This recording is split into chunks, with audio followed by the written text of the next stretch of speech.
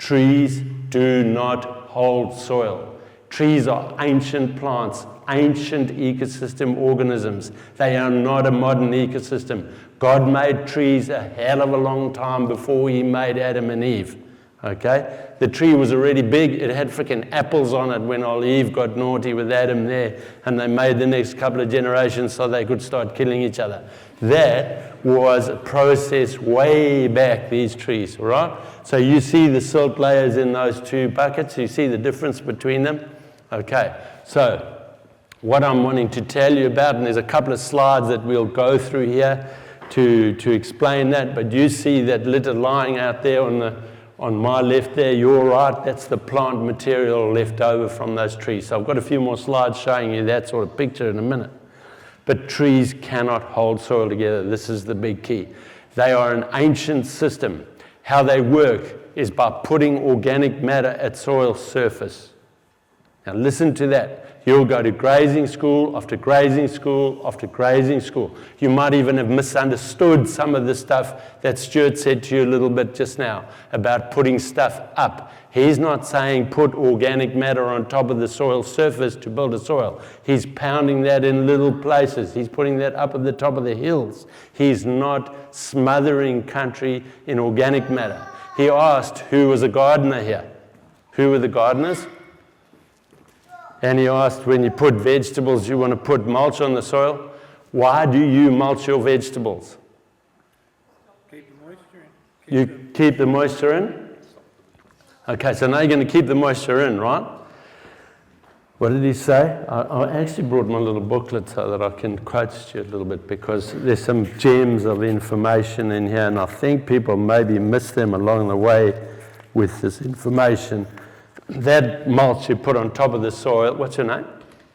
Greg. Greg puts mulch on top of his soil to hold moisture in.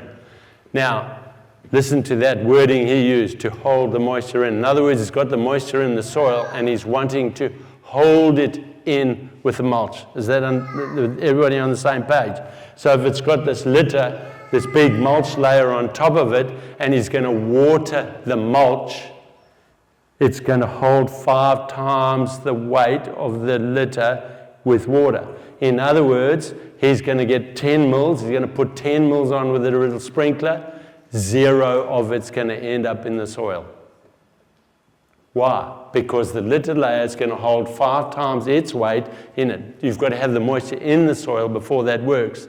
Yes, we do get bigger rain events, we can't argue about that. That's what all the fucking talking heads on the TV say these days. You get big rain events, weather's changing. Look, go back and look in your records, mate, and you'll find it's no freaking different. It's happened like that always. Big rain dump. This is Queensland. Shit, we get a big rain event that is like 4 inches in an hour or whatever. This is normal shit, right? You'll get those. And that's the moisture maybe you wanted to keep in. But how many little 5s, 10s, 3s do you get in between? They're the important ones. They're your money-making ones. That's the jam on top of the scone in that business. And if that's being held up on this little layer, you're missing out. Then the dews, the small water cycle of dews that Stuart puts so beautifully into his presentations here, where is that dew going to end up being available to a plant if it's sitting on top of the mulch layer? And where's it going to make that mulch layer? It can't, because it's not green. It's not living. It's not doing the evapotranspiration, which is working to cool that soil like a swampy on top of your roof. Okay? So this litter layer that they've got, this mulch, is actually a negative in those circumstances. And what's the other reason that you put mulch on your soil for in your garden?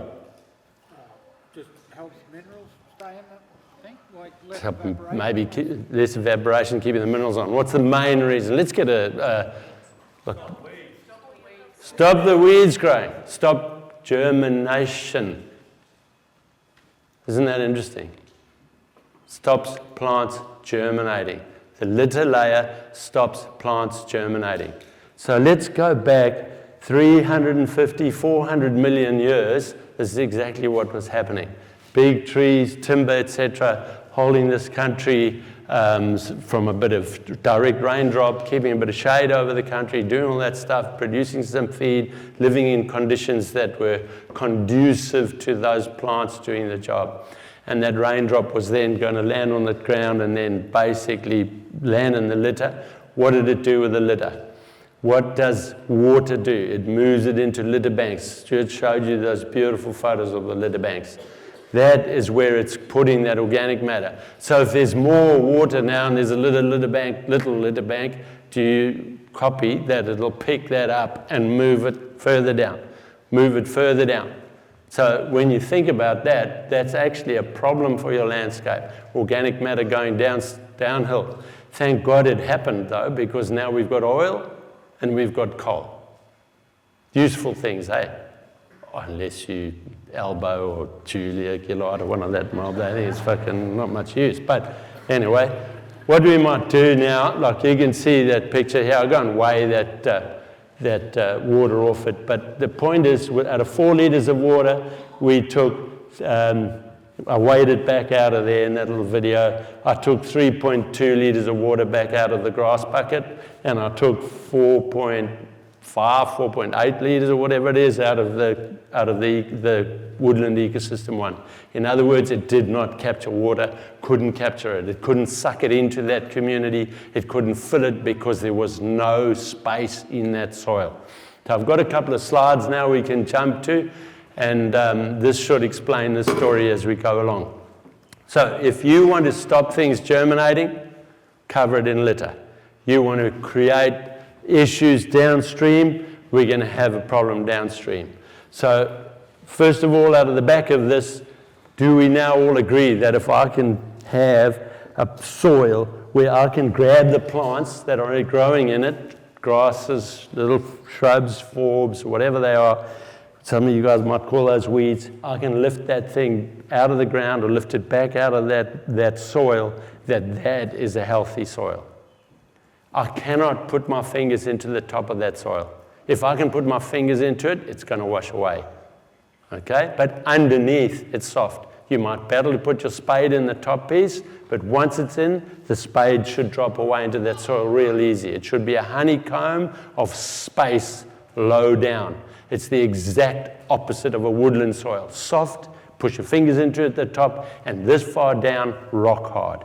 Now, it's got a couple of supporting pictures to show you of this.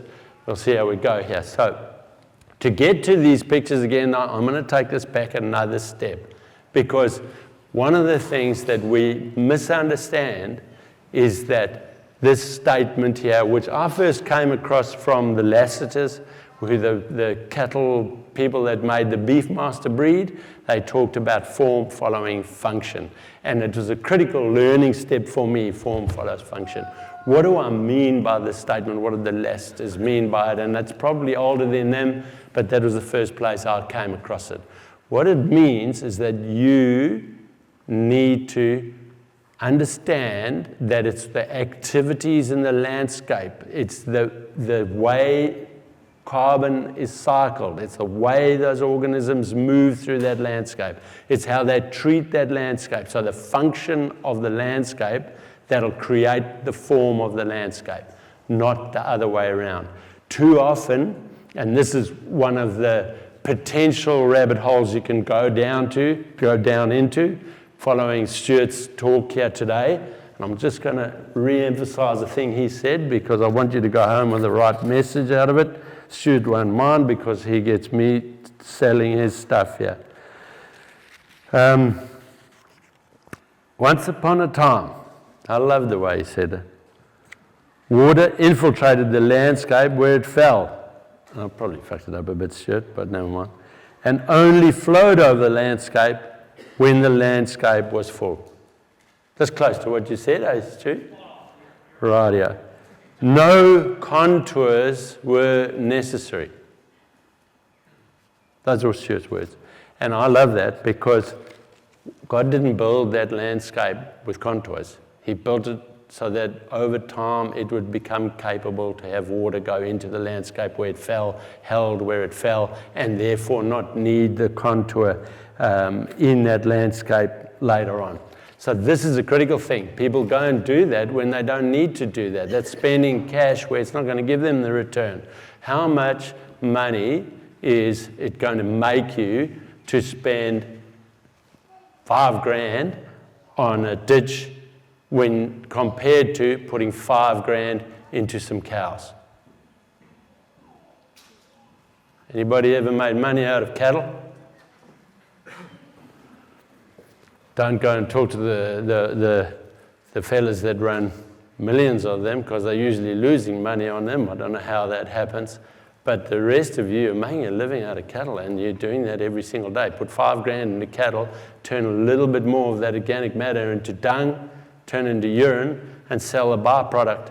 Mate, that's function which will drive the form that we're looking for in the long run, right? So grassland functions through animals removing food stuff above ground, turning it into dung and urine, and letting those plants feed the soils underground. Plants build the landscape. Is that the right word, Stuart? Plants build the landscape, but the plant has to be kept free of old plant material above ground, otherwise it can't build the landscape. It loses the ability to have sunlight get to it. So it's got to be removed one way or another. So if you can remove that with a mouth, four-legged animal, two-legged animal, one of those reptiles with feathers that produce the eggs Stuart's producing with, you can do any of those damn things, but if that isn't going through the animal, that's being held up somewhere in the landscape, and you're losing the reuse of those minerals, carbon, etc. Okay, so that is being fed off and replaced. A forest, on the other hand, basically works through decomposition. It puts that organic matter at the soil, and then it gets broken down at the soil surface. It's a decomposition landscape. And I'll hopefully give you a bit more explanation of that.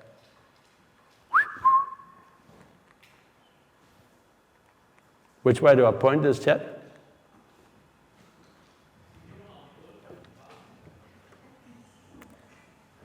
So, the digestion of the animal. So what is a grazing ecosystem doing? Cellulose is being put together. That's a digestible plant matter, basically. There's minimal litter on the soil surface. There's a high-speed digestion of litter that's left on the soil surface. So what do I mean by that? What I mean is digestion. The animal is ingesting what's on that soil surface. So it's the single-cell organisms like bacteria and the single-cell fungi that were known as bacteria when I was at Ag College in the 80s. It's like a starfish-shaped organism that ingests plant material and actually walks. It's a fungi that can move itself around the landscape. Those digest the plant material and leave it ionized, ready for other organisms to use. So you get organic matter lying on the soil surface, you get your first moisture at the right temperature. So if you're in the south and you get a bit of winter rain, then it'll turn them on. Up for us here, we get a bit of moisture in the summer time where there's a bit more warmth. It turns those bugs on, and with 5 days, 7 days, that soil surface where that matter was lying is gone. It's chewed off. If you're in a grazing ecosystem, the most common thing is people will say to you, I don't know how to get litter to build up on my soil surface. It won't. I put it there, it's gone. I put it there, it's gone. If that litter is building up, well, you're not running a grazing ecosystem because it wouldn't allow that. So what you end up with is short, green, vibrant vegetation on the soil, and the soil cover is made up of living plants. Stuart covered that very nicely early on when he talked about greenness. What did you say about greenness, Stuart? You've got to keep green for as long as possible. Exact same repeated term you make. Dr. Christine Jones, the soil carbon